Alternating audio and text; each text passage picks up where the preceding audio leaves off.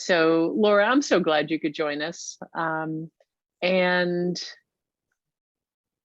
as always, we thank our foundations who grant us the funds to do free programming for the library. The Berkshire Taconic Community Foundation, the Fairfield County Foundation, and the Feigenbaum Foundation, which is local. Laura, I don't know if you have ideas for other programming or things that could help meet your needs educationally or artistically or anything like that. But if you'll answer our survey after the session and give us some feedback, both about the content and Patrina's work this evening, the ease or lack of ease in registering for the program, and ideas. We're always looking for ideas, okay? But in the meantime, I'm going to turn it over to you, Patrina, and we can get started. All right, Laura, thank you for being here. We appreciate you being here with us today. I am just going to share my screen.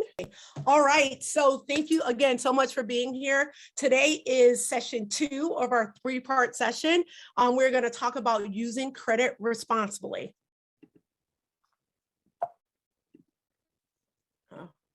So let me tell you a little bit about myself. My name is Patrina Dixon, and I am the founder and CEO of It's My Money. It's My Money is my trademark brand for which I teach personal finance in many different ways in settings like this, that what I would call workshops. I also have courses, and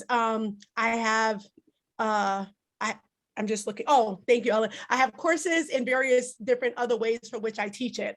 I am a personal finance coach. I've worked with people one-on-one. And again, like I said, I've expanded to doing workshops virtually and in person. I'm also an award-winning author. So the names of my books are called It's My Money. So It's My Money Volume 1, which is for ages 13 to 18, and It's My Money Volume 2. Both are published, and Volume 2 is for ages 19 to 25. So those are books that are available where you buy books. I'm also an international speaker. I have traveled across the US teaching personal finance and have gone as far as Trinidad and Tobago. I've taught in library settings, organizations, businesses, detention homes, prisons, all types of places teaching personal finance. So whoever have me come in, I come in. My focus this year is working more with libraries, such as we're doing here today, as well as going into colleges and universities.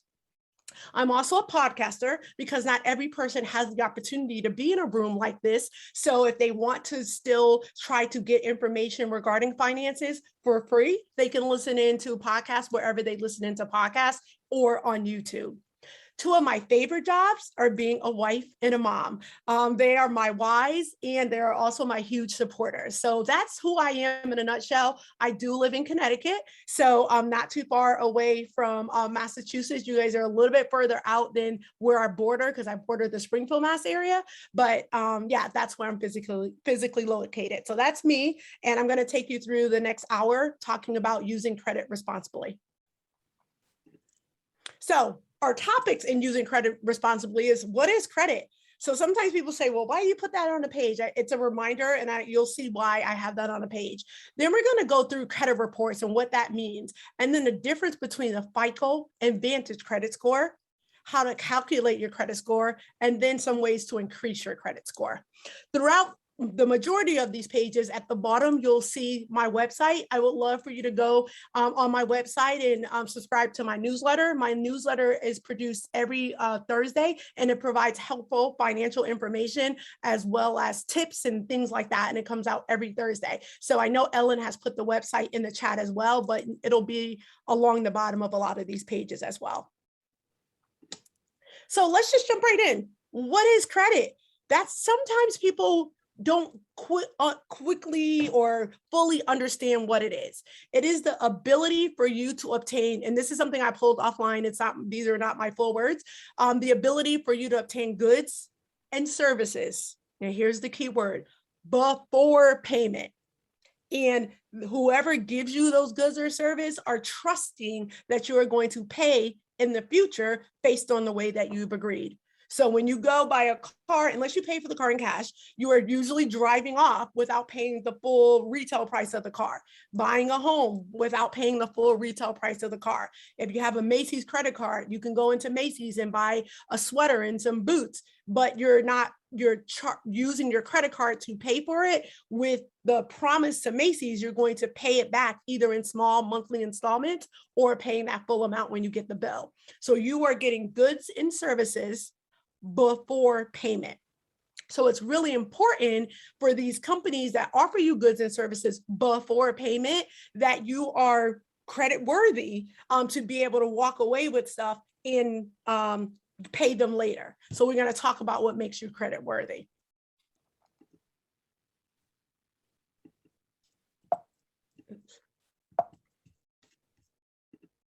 So here's a couple, I'd like to put this slide up here to show you when your credit is checked.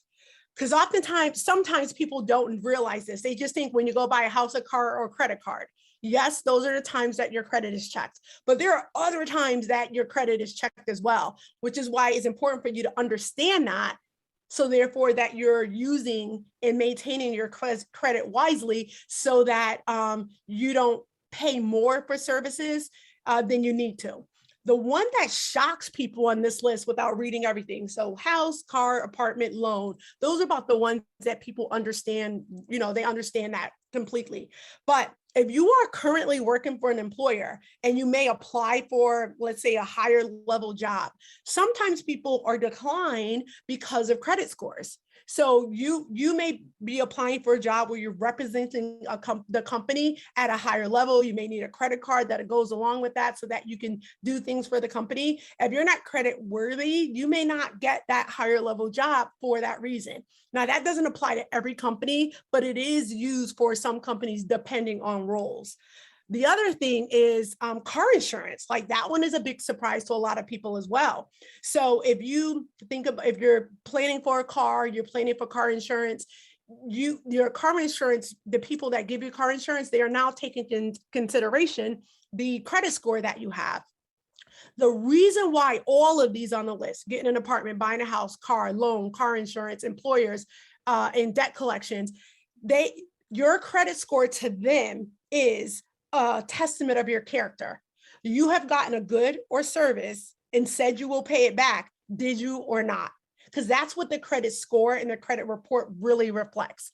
Your credit report is a collection of, here are all the goods and services that they got from these creditors. Here's what they agreed to pay back. So the credit line that you have and how much you've used, and then you agree to pay monthly or pay the whole thing. Did you or not?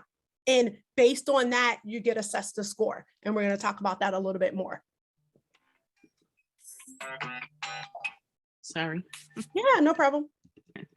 So credit reports in the US, there's three main ones: TransUnion, Equifax, and Experian. And the reason why I say US, because I'm not sure how broadly this is being seen, it may differ outside of the United States. So the three main ones are TransUnion, Equifax, and Experian.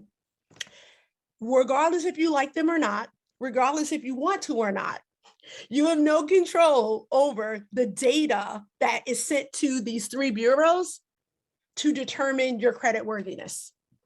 The part you own is ensuring the data that's there is accurate. And we're going to talk about that in a little while. The three companies that are on the page are responsible for getting data. They're not responsible for validating data. So my name is Patrina Dixon.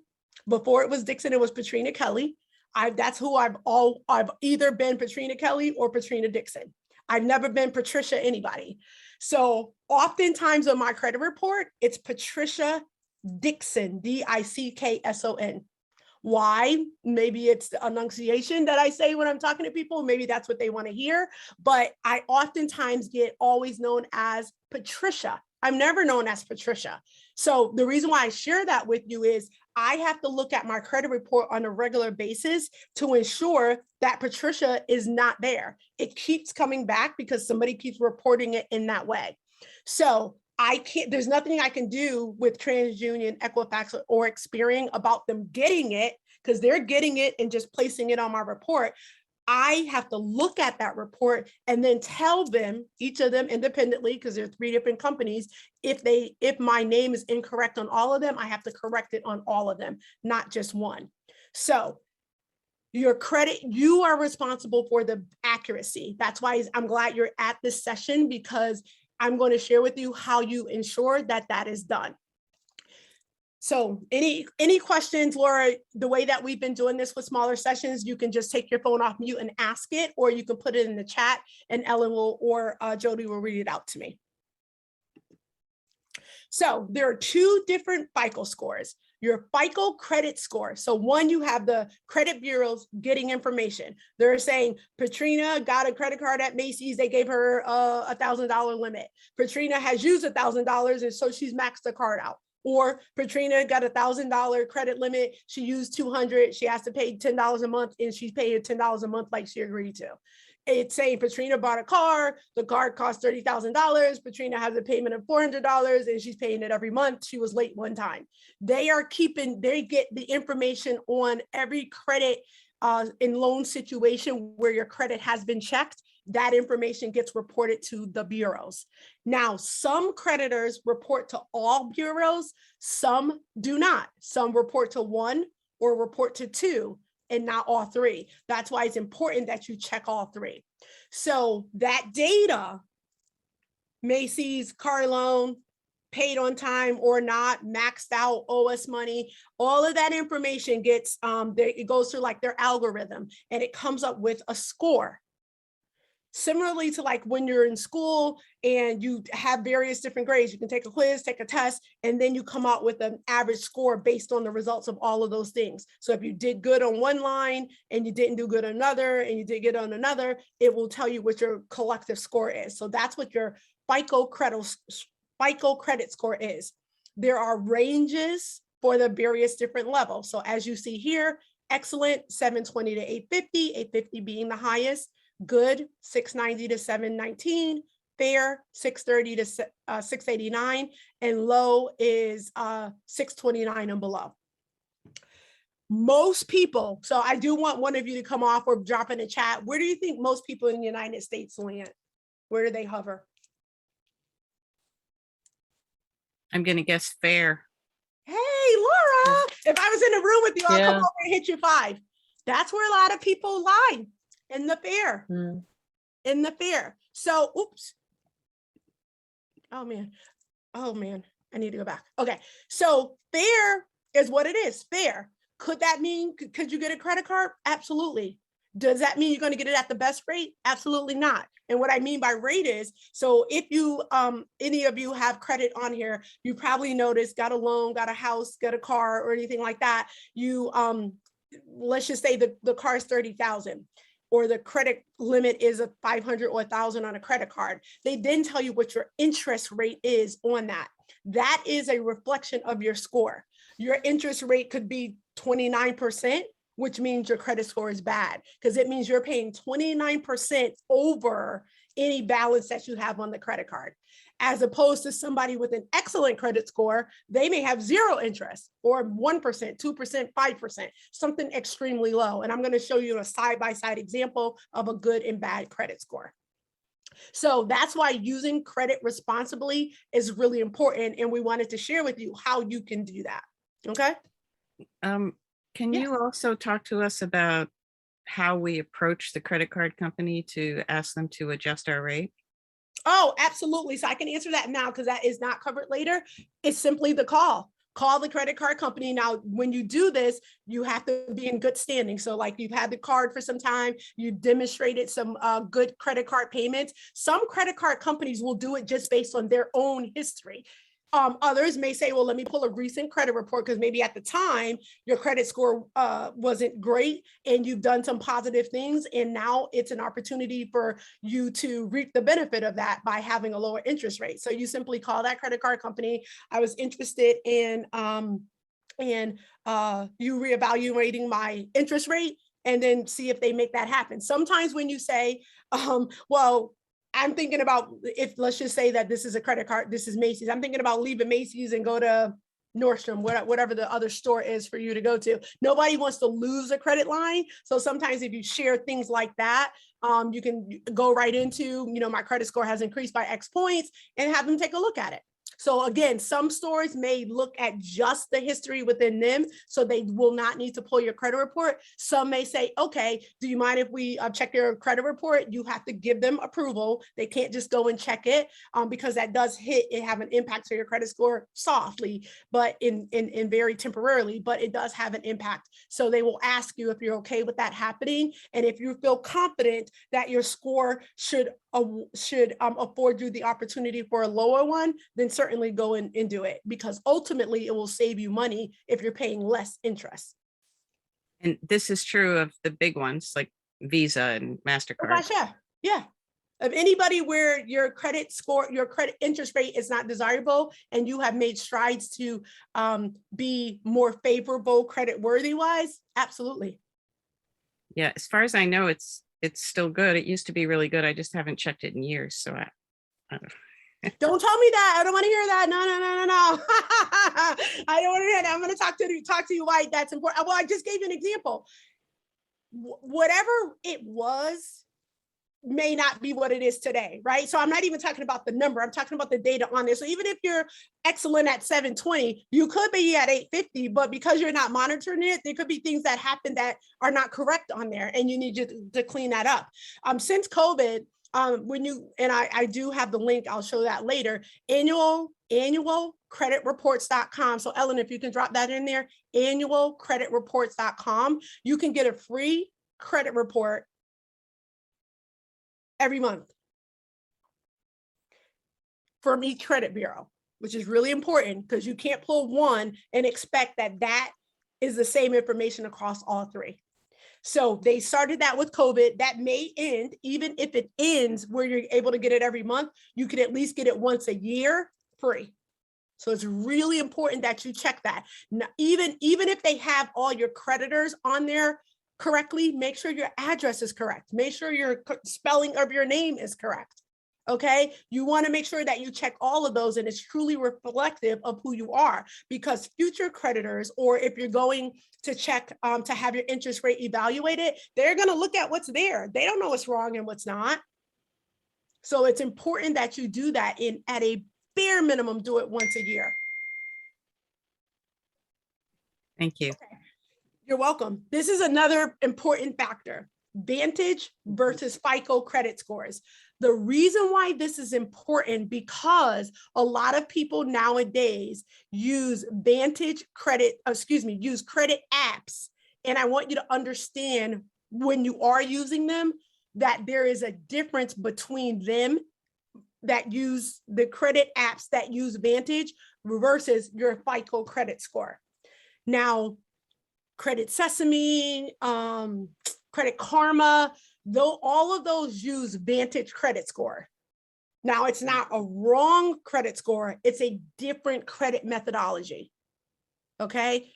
FICO is the one that most lenders use. So just looking at the pie chart, which may seem like subtle differences to you, but when your credit score, the difference between excellent, good, and fair are few numbers, you want to make sure that you understand which credit score that you are looking at. You need to understand your FICO credit score and know what that is. Okay. If you do use Credit Karma or any of those apps, they will tell you this is your FICO credit score or this is your Vantage credit score. So you just have to know what you're looking at. So let me tell you why this is important. If you are trying to buy a house, car, credit card, whatever you're trying to do, and you're pulling this, most of those creditors are not looking at this score. They're looking at this score. I have not to date seen that these scores match even at all. So it's important, even though this is the 35%, this is 28, this is 30, this is 23.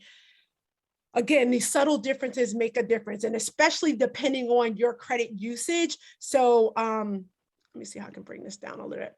So payment history for FICO is 35%, for Vantage is 28%. If your credit history is where you do really well, and Vantage is only counting it 28% of the whole score, FICO is counting it as a bigger chunk So you want to make sure you're looking at the right, at the score that the lender that you're going to will probably use, which is your FICO side. The Vantage gives you a pulse, because before there were apps, we had no idea until we pulled the report, and then it cost money back in the day and things like that. Now these apps are a bit more popular because you feel like you have your data at your fingertips. Now the credit report within these apps are the reports. Just the scoring methodology is different. Okay, are you all following that? Okay. Mm-hmm. So let's talk a little bit about FICO. So there's 5 different components of your FICO score. I have the varying percentages here and what each of those are. And I'm going to take you through page by page, or I have a page for each of these that give you a little bit more detail. So it's really important when you're using credit responsibly. The first thing off the top is what do you think you should do that has the highest percentage based on this page right here? Pay everything on time. Hey, Yeah. There you go. Laura, you would get a lot of high fives if we were in the same room. At a bare minimum, you have to pay on time. Bare minimum. Mm-hmm. That's half the battle if you think, or a third of the battle if you see the score, better than the third of the battle. So at a bare minimum, when I work with clients, even if because I prefer you pay the whole balance of what you charge outside of your house and car, at a bare minimum, if you can't, you have to pay on time, pay that minimum balance on time. So we're going to talk through some of these items. So the first is pay on time, everything, your mortgage, your car, your retail credit cards, pay on time. One delinquency, and I like to equate it to school. If you get 1 F, that screws up the whole thing, because it's hard to pull back from such a low score. So 1 delinquency, which is not paying on time, you won from the credit card or the loan, you would get paid. I mean, you would have to pay a late payment, right? So now you're paying more than what you even had to pay for the card. You got interest assessed on the card. Like, there's so many things that happen that are trickled down when you don't pay on time. So pay on time on every credit line that you have. So don't say, well, I'm going to work really hard to pay my car off and just focus on that and let all the other ones go away. No, there's nothing wrong with focusing on paying off your car or paying off your Macy's credit card, but you at least have to pay the minimum balance on all the credit lines that you have. Okay. Number 1, 35% of your FICO score, pay on time. Number 2, amounts owed. This is really important. If the credit limit that Macy's give you is $500 and you owe $500, that's what they call you max the card out, right? The only time this is good, if they give you a $500 balance, you charge $500 balance, and then when you got the bill, you pay $500. That's when that's good. That is actually an encouraged thing, because for credit to work for you, you need to have credit in order for them to grade you. That's like going to school and never taking a test or quiz. They have nothing to grade you on because you never showed up at school. You didn't, even if you did, you weren't in class. They have nothing to assess you on. So credit responsibly is 1, paying on time, and then understanding the debt you have, making sure you're within the right percentages. And what that is paying the entire amount off every month. Again, car and home is not a part of paying off in its entirety. Car and loan, pay on time. That's what you need to know about that. I'm sorry, not car and loan, car and home. And then if you cannot pay the entire $500 to Macy's, then if $500 is your limit and you charge $500, you need to at least pay, which is 30% of the 500. So the barometer in your head is, if I can't pay the full amount on my retail or revolving accounts, then I need to at least get it to, I don't even like saying 30. I like saying 29%, get it under 30. So that's going to vary by card and by person, because somebody can have a $200 Macy's credit line, somebody can have 500, somebody can have 1,000, 2,000, etc. So it depends on your own individual credit line, what that amount to either pay off in its entirety, which would be whatever you charge for the month that's on your bill, or get it down below 30%. So if your limit is 500, you got to at least get it down to $147. So you got to pay, always make sure you owe no more than 147. Okay, does that make sense?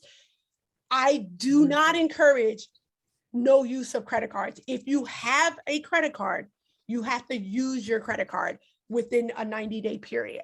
Otherwise, the credit card company is going to take care of that for you because they're going to reduce and reduce and reduce and eventually close. So let's just stay with Macy's because we've been talking about Macy's. So let's just say Macy's, you're like, I paid off this debt. I'm not going to use it, Patrina. I don't know why you're telling me to use this credit. Remember, no activity, no score, right? So yes, you got it good, but eventually the Macy's going to say, you're just not going to ride and not use this card. Why should I let you have this credit line? So I encourage you to go buy a pair of socks, buy something that you need, not you want, that you need, that you would buy anyway. Go to Macy's and buy, maybe you have a birthday party that's coming up or something like that. So go and buy that and then pay the entire amount off if you can. You just have to have some activity every 90 days. Otherwise, it considers stale, and then they will eventually, if you got $500, they'll say, well, we have recently reviewed your file and we're going to lower it down to 300. And then when your total amount of credit decreases, that impacts your credit score negatively. The intent is to have credit lines that are paid on time, that have no balances, and that are around for a long period of time. That's the cycle that you want to be in. Then it's the length of credit. Patrina, I'm sorry to interrupt. So that must be that whole length of credit accounts. That has got to actually be why divorce can affect credit ratings, because everyone tends to close all those joint accounts. Right here, we're right on the page. The length has 15% impact to your score. Because like I've been trying to figure out for 2 days why apparently there was still one last shared account and he closed it recently. And my credit score just dropped 72 points. For one old account closing. Okay, sorry, that's just my addition to that, but you just explained, I've been trying to figure this out, like I've done nothing different. Yeah, okay. The length of time on your credit score, or the length of time for each credit line has a huge impact. So the longer you have a credit card, the better, even if it's a $500 one. So you want everything, right? You want paid on time, a big balance, don't owe anything, and have it for a long time.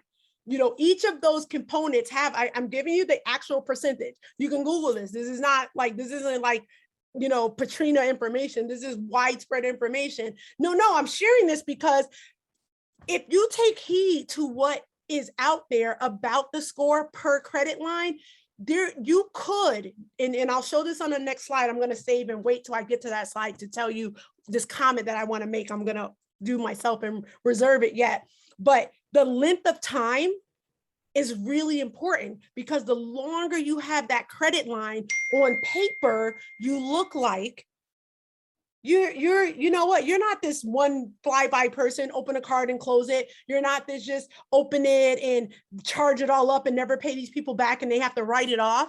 You have been around and you've been paying, you've been charging, you're an active consumer and you're buying and you're paying it off and you're buying it. And even if you're paying minimum and paying on time, that's still better than not paying it at all. But once you close it, you in the relationship, it's like, all right, let me take this card that you had on for 15 years and at $3,000, $5,000, $10,000 line that looked really good because it was always paid on time, and completely move that out. That's like taking that A+ and taking it out of the person's, overall GPA. Like, what? I need that because now you're going to drop me down to a 2.9 and I was like a 3.2 and I could get AP classes. That's how you have to think about it. You can't take out that heavy hitting line item because it will have an impact. So anyway, There you go with that. Then it's new credit lend. How many did you go out and just open up 5 new credit cards? That you look like scatterbrain. Like, what are you doing? Why are you going to all these places, open up this new credit card? So that sometimes that looks scammy, right? Sometimes that looks like somebody's got a hold of somebody else's credit information. So you want to make sure that you be very careful when you open new credit cards. I'm not saying not to do it, but do it and then have some activity on it. Now, the other thing that I want to share is the rate shopping standpoint.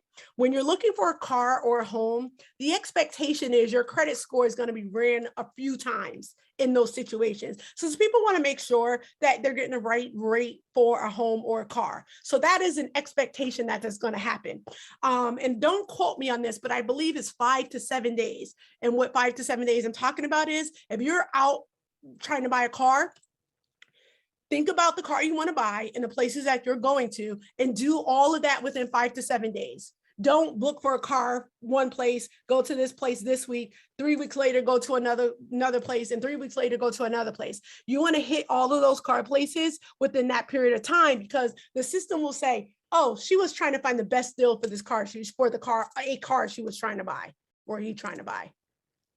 Same with a home. You want to get the best loan at the best interest rate. So whoever's doing this, your lender, they're going to check a bunch of different ones and come back with the best situation for you. So as long as you're doing that within that 5 to 7 days, you should be good. But when a certain amount of time lapse in between a car or a home inquiry, then it changes its impact to your credit score.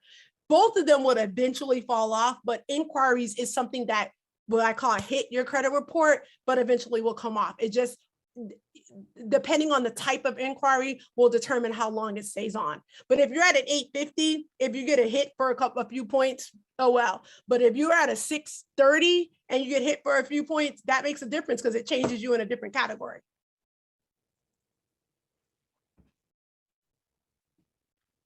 Then it's the credit mix.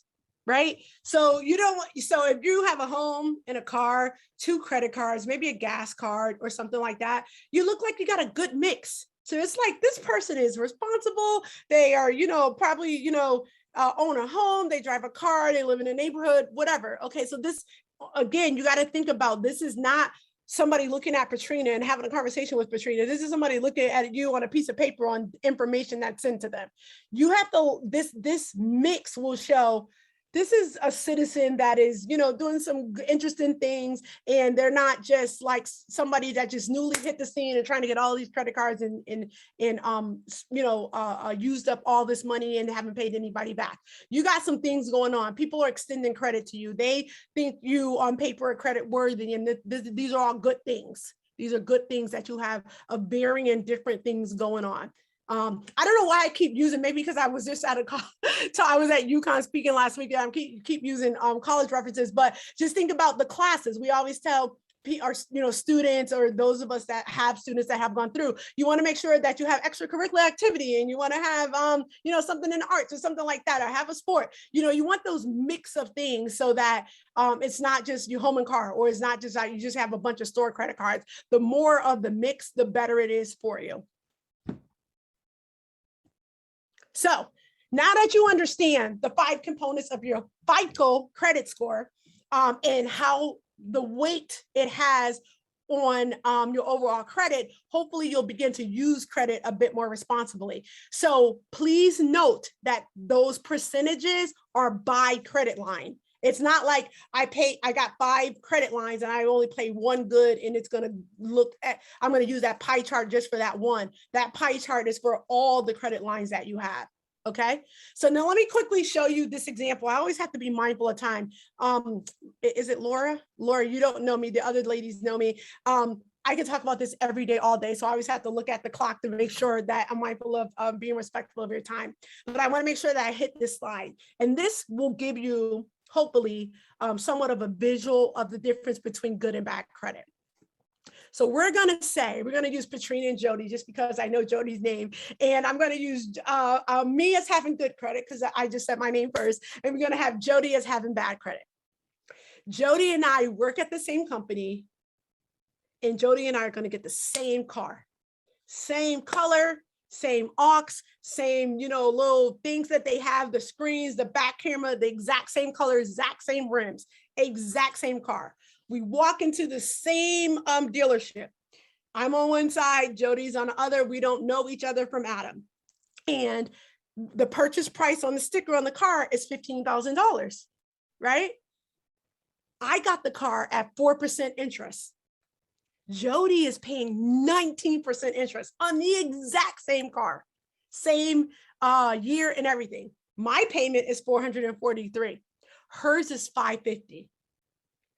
We both have 36 months to pay it off.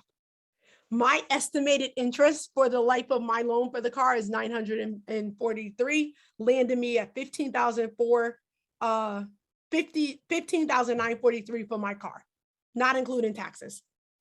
Jody, on the other hand, her estimated interest is $4,794 with the full cost without taxes, $19,794.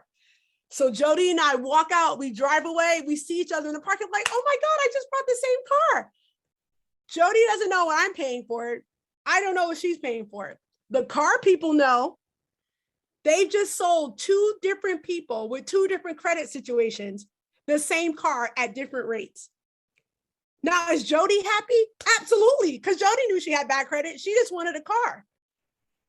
I knew that I had good credit, so I was going in there expecting, like, I don't want to pay more than right now. I should say 3%, but I knew that I was not going to pay a lot. What happens is people are so happy to get the thing, not realizing how much money they can save if their credit was much lower. If it's the car, if it's the credit card, if it's the house, they're so excited about the end result and them having it, not realizing how much more they're paying just because their credit is bad. This is real life. Like this, literally, people are out there with vehicles paying 19% and sometimes more for a vehicle. And the same vehicle, somebody is paying even now 3%. I've actually seen people, my stepbrother actually had literally 0% interest on a car because he was at an 850 years ago. Wow. So once again, the people that have the money versus the people that don't have the money, you know what I'm saying? People that don't have the money. No, I'm pausing you there. Let me tell you, I had a client so let me say this. People that have more money, do they have the ability to pay bills easier? I agree with you on that. But I'm telling you, because I coach people, it doesn't mean they are doing that. It may look like that to you because they still got the car, they have the home, but you don't know how much they pay in a month for that stuff that they have. Let me just say it that way. So they could be the bottom person, but they just keep buying it and paying more for it. I have had a client that worked at McDonald's and did you weren't at the other session. Budgeting is at the first thing. When you budget and you have the line items of paying my credit card on time, all of this is a trickle down effect to you being at the top with good credit as opposed to bad credit. It's not on how much you make, it's on how you use what you have and and make sure that your financial exposure is in line with what you can pay. So if you do that and you do that well, you can be extended more credit at a good rate because you have a good credit score. I see what you're saying. You understand what I'm saying? So yeah, to live within your means, basically. Exactly. Because that person that has a lot of money could also have a lot of debt and could also be paying a high interest rate on stuff because they don't pay their bills on time. And I've had the clients, so I know that that's the case. Now, there are a lot of people that are not like that have money. I'm not going to bucket the lower or the higher income earners or money havers in any way. I'm just saying it's not an automatic people that don't and people do are bad or good credit, because I've seen both have both situations, have one of the other situations. My goal in working with Jody with these sessions, and she has recorded the other one, so if you want to take a look at that, is to talk about if you budget accordingly and save, and then we talk about how credit is used, and then if you own what you earn only allows you to do so much, the third session is how you can earn more. So that's why these three kind of go together. So when you get an opportunity, go and take a look at that other one, because it'll wrap it up nicely. When you hear that, then you hear today, and then you can, if you're a person that, well, I could, or I want to, but what I earn right now doesn't allow me, then I'm going to share in next week's session how maybe there's some ideas of how you can earn more. Okay. Okay. So that is, that shows you why, because you may say, well, I'm doing fine the way I am, and I pay it when I can because I don't have enough. And that may be your situation, and that's why these sessions hopefully will help you. But I'm making sure the point is to understand when you don't use credit responsibly, this is what you can deal with. Credit, people think credit is bad, and most people think that if their credit is bad, right? Or they feel like they don't have enough money to make their credit better. If you do the steps, and Laura, tell me number one step that you need to do to help change that situation. You need to pay your credit card bills on time, or all your bills on time. Number one thing, all lines on time. If you do that, you're going to see those changes. And the more you do the other things, the more you're going to see. Where's my slide? I got to show you the slide. Is it this next one? Hold on. One thing I want to say about that is I have it set up so that I always pay the minimum automatically, so that even if I forget to pay the whole bill, which I try to do every month, it will still, as far as I know, not affect my credit if I just have the minimum amount paid. There you go. So in case I don't know, I thought I put it on my slide, but I'm just going to go ahead and say it. If it comes up on the slide, it will. This is not a sprint. It's a marathon. If your credit is not desirable, I am here to tell you, Laura, and I said this in the other session, now it'll be repetitive to you. I do this because my situation was not like what it is now. It was horrible. And I made a lot of money. That's why I can tell you that's not always the situation. It's just because I just didn't do it right. And I didn't care. I did whatever I want. I go and charge it, and I'm like, I'm going to go out to dinner. Like, I'm going to buy this pocketbook. Like, it wasn't like I couldn't pay my bills. I just didn't pay my bills because I didn't understand the impact of credit and what that meant. And I owned a car. I owned my own home. So it was like, I already got this stuff. Like, I don't need to have good credit because I didn't know what that meant. Not realizing the interest rate I was paying for the car I had, for the home I had. If that number changed, how much I would save monthly. So, sometimes you have to think about, if I have a home and I have a car, but I'm paying a high interest rate on it, if that interest rate is cut in half or better than that, that money can go into savings that I'm overpaying on these other two items. That money can pay off another credit card. So that's why it's important to understand that. So let me quickly go over, how can you increase your credit? Look at bullet point number 1. I can't impress that, say that enough. Pay bills on time. The second is budget. The third is pay off debt. So remember, if your debt is credit cards, if you were to get them to a zero balance, make sure every 30 days you go and buy something small, a pair of socks, some undergarments, whatever it is that you would need or could use, that it would be things, some sheets, some face cloths, whatever it is. Make sure you do that every 90 days. You can put that right on your iPhone calendar, or if you have a wall calendar, wherever it is, buy something at Macy's. Try not to carry more than 30% on your credit cards. And if your credit is really, really bad, this is going to take you a little bit of time to take care of.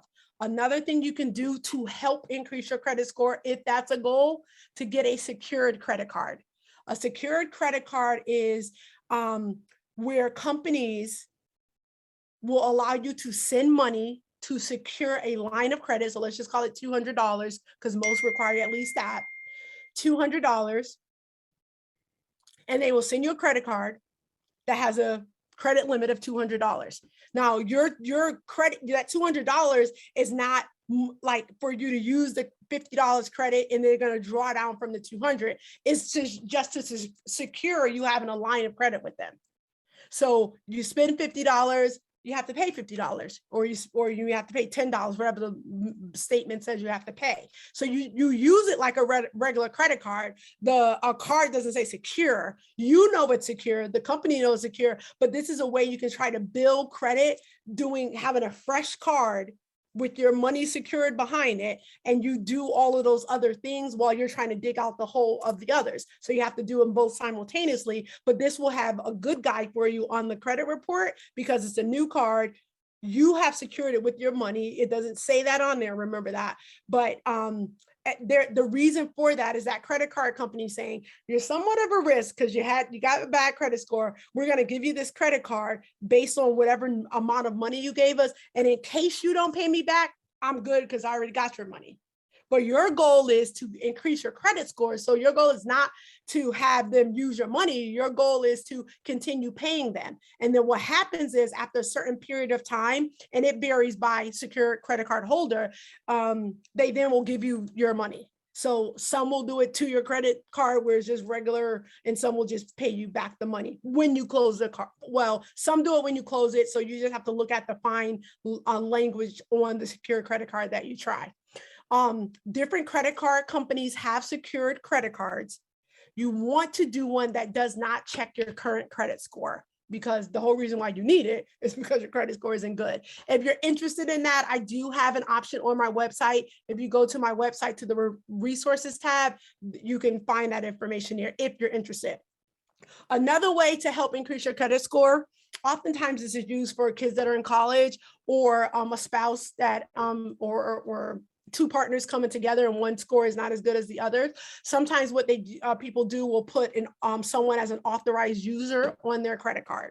Now, here's the caution with that. If you're the person that has a good credit card and you put an authorized user of the other person, you are at risk for what happens. So if that person gets a card, because they will physically have a card with their name and they have their social as well, but they hopefully they will pay, but if they don't, the main person owns the card. So you just got to be sure of that. And the other is create a debt repayment plan. I'll talk about some resources to help you do that on the next page or page coming up. So now I talked to you earlier about your credit reports. Go to annualcreditreport.com. Download your credit report for each credit bureau: Equifax, TransUnion, and Experian. Not just one, all three. It's downloadable PDF. You can print it, do whatever you need to do. Go through it like a fine-tooth comb. Do this. Monthly is overkill to me. I don't encourage, you don't have to do it at least once a year, if not maybe every 6 months. Definitely you don't need to do it monthly, but the data changes regularly. But the important thing with this is don't pay for it. If they're asking you for money, then you're not at the right site. Go to annualcreditreport.com. Put in now you're trying to get your credit report, so it will ask you for your social. This is again, you can Google this. This is, free for everybody. At a pre-COVID, it was once a year. Now you can get it more frequently. The key to it, should be able to get free. Get one for each bureau. Go through it with a fine-tooth comb. And if you need a correction done, you have to notify the bureau that the correction is needed on. So if you find something on Experian, you can't notify TransUnion. They don't talk to each other. Okay? Now, here's important. You will have an option to do this online. Do not do it online. Submit a letter to the bureau that has the incorrect information. Keep a copy, keep a date, and track it. By law, they have 30 days to respond to you. Now, if you think about this, they're the collectors of information, not validators of data. If you challenge something, they have 30 days by law to notify you in writing their findings.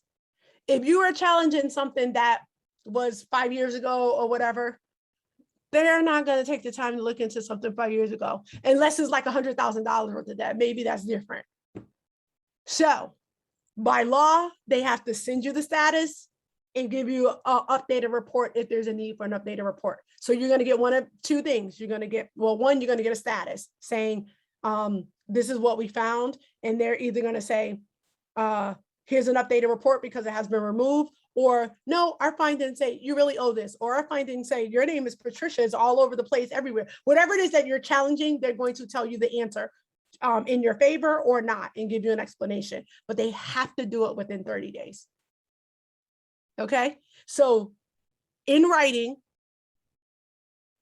keep a copy of what you said, date it, wait the 30 days, put it on your calendar, and wait for the status. Depending on the status will determine your next step. Maybe there aren't any next steps because it was in your favor. Okay. So, free resources. Annualcreditreports.com. Please, if you've never done this, do so. Do yourself a favor. No one will correct what's on your report. No one. You own that. Even if you need to correct it every year, you own the account. That's you're accountable for that. If you want free budgeting sheets, go to my website to the resource. Not only do I have budgeting sheets there, but I have debt trackers. What a debt tracker is just a sheet of paper that has columns at the top that helps you to organize your bills. So if you got a lot of different bills and you are saying, I'm going to take accountability, I'm going to be intentional about changing my debt and paying it off, print off that debt tracker, get all your bills, get a cup of coffee, wine, water, whatever it is that you drink, sit down one Saturday morning, Sunday afternoon, whichever is your downtime, and write bill by bill. How much, what are all the names of the bills I have? The sheet will tell you, but how much do I owe? What's my credit limit? And then how much do I owe, which is defined as your credit balance? What's my interest rate? And when are the due dates? And then line by line, incorporate them into your budget. Line by line, figure out, okay, I always encourage this one. Look at which one you owe the least on. And then you want to work to try to get rid of that one, meaning get it to zero. And then celebrate. Celebrate. If you like ice cream, go on my ice cream. If you like going, I don't know, whatever it is you like doing. I used to be a huge Starbucks drinker and I used to drink it all the time. Now, when I go to Starbucks, it's a treat. So I go to Starbucks, I go to Barnes and Noble, I go to Starbucks, I get one of my treats, sit down with one of my magazines. That's my treat for my celebration. It's less than $10. I celebrate with the magazine, the coffee, and the lemon cake. I used to spend that each time I went there. Now I spend it, I don't know, once a month, maybe every 2 months. So treat yourself to whatever you like, because when you pay off a debt, that's amazing. There's so much debt in America right now, which is why there's so many, like me and my colleagues, doing what we do, because we want to help people get to a better place. Not everybody can work with us one-on-one. Not everybody can be in the room with us like we are right now. So that's why we make things available to, if you want to DIY it, you can, and take step by step in doing that. You just have to take some time and be intentional about it, and it can happen. Do not expect you to have a 520 credit score and you go to 850 in 3 days. Like, that's not happening. And if somebody offers that to you, yeah, I don't want to know about it. That doesn't happen. It's a process. The amount of time that the bureaus need to get the data in order for a change like that to happen is at least 90 days. So you have to allow yourself that time to go through that process. So if you've gone this long with it not so favorable, you can do it to change it the other way.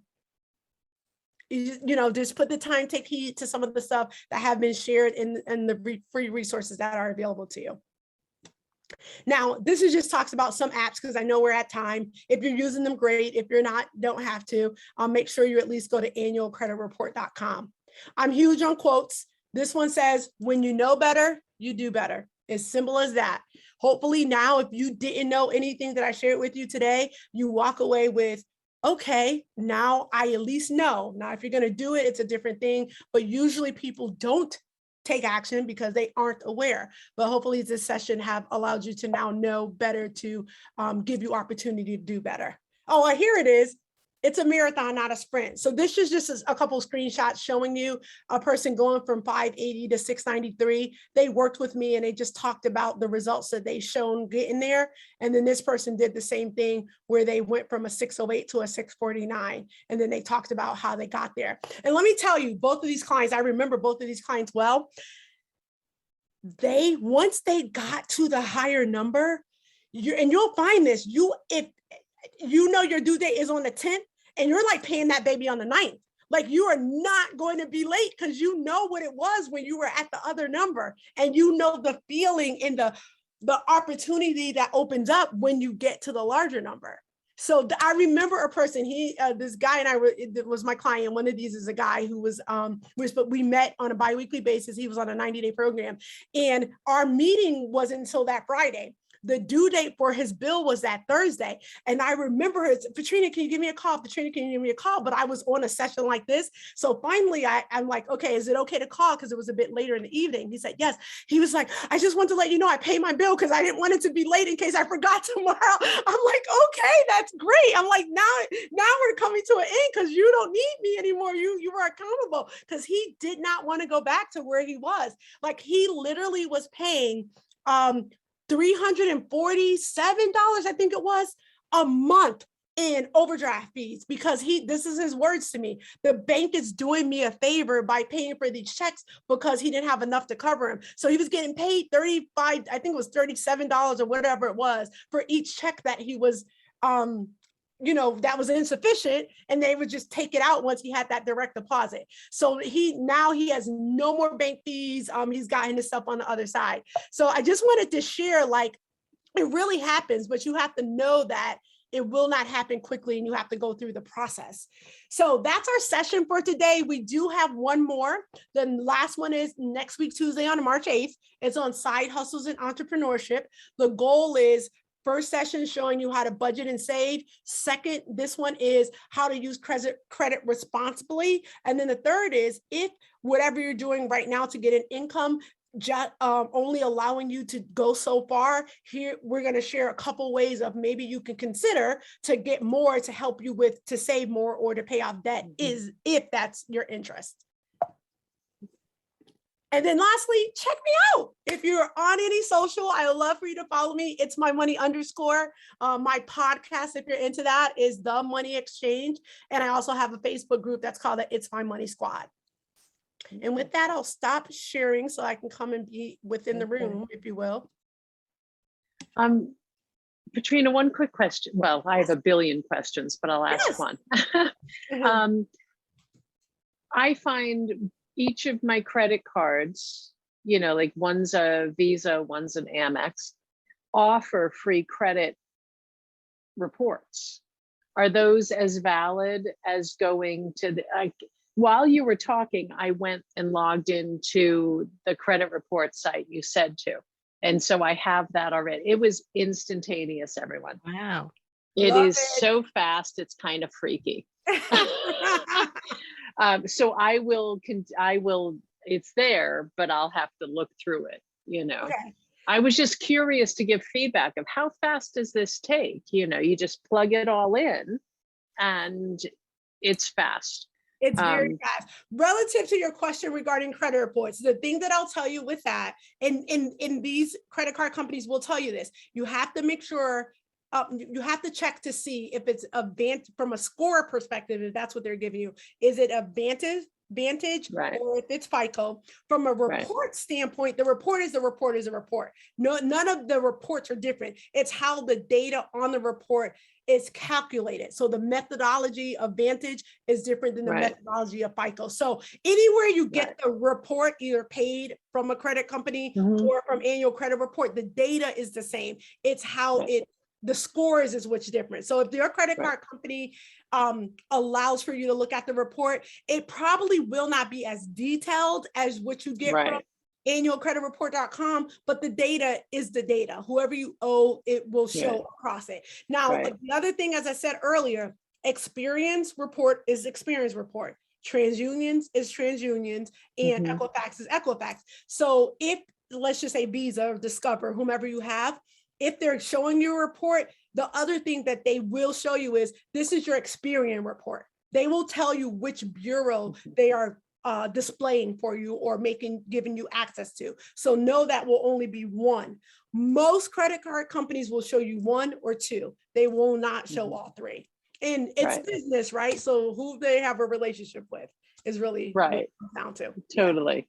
Yeah. And as somebody who just saw something she worked very hard to achieve drop 72 points this month. Yeah. All I can tell you is It's shocking. It's shocking how something that's like it's nothing. Nothing's paid differently. Nothing's increased or decreased, or just one closing is the only difference in 1 month. Yeah. So you only because you bring it in personal, usually in these workshops, I don't go there. Here's what I would tell everybody in this situation is the quickest way to change your credit score is all of those things that I talked about, paying on time. And then the other big thing is if you have anything where it has a balance, if you have the funds to completely get it to zero, that will have a bigger boost as well. And then the other alternative is to get a secure credit card, because that will open up a new line that hopefully you won't max out. You know, anybody won't max out, I should say you. So yeah, you just have to, that's an unfortunate, and hopefully. And it's all fixable. I already know, like it's reminders what you've given, it's just a matter of waiting it out and it'll be back quickly where it was. Because that was just one silly thing, So oh, that's intriguing. If there's anything in the chat. Ellen, you're so awesome. Ellen, she's been dropping the stuff there. Any questions, Laura? Any questions for you? Or Jody, you said you have several. I can take probably about a couple because I have somewhere that I have to be, but I can take a couple questions for you. I have a question. Why is it that if you have somebody check your credit because you're interested in taking out a loan, why does that lower your credit rating? Yeah, so they call that an inquiry, and inquiries, again, it depends on how you do it. If you go get a credit card and you actually apply for a credit card and you get it, it gets defined as a soft inquiry. So let's say it brings it down a point or two, and then it'll increase because now you've opened the card. So it really depends on your end result. If you don't end up getting the card, then it'll probably stay there for a little while longer. But if you open the card, now your credit report score is going to go up because you have a huger number, a larger available balance that you have not messed up yet, if you will. Oh, interesting. Yeah. I know when I was refinancing my mortgage a bit over a year ago, that what they explained was, okay, if you're going to do this, apply several at a time, like get it done within this number of days, because they all together count as one hit. That's right. Especially homes and cars, especially because the anticipation is, even if you go to one car dealer, they're gonna run it across several of their financiers. So that's counted as one when it's done. So you have to. So that made a difference. Yeah, you're gonna have to narrow down to the time you're gonna buy a car and the places you're gonna go to, so you can do it in that stretch. So I'm sorry. That's what I was gonna say. Any other questions? To move we have a loan, a HELOC loan, and if we want to move it to another place because this one is variable rate and we want to get a fixed rate, and while we're shopping around for another place, we should do that same thing, do it within like 5 days, I think you said. Yes.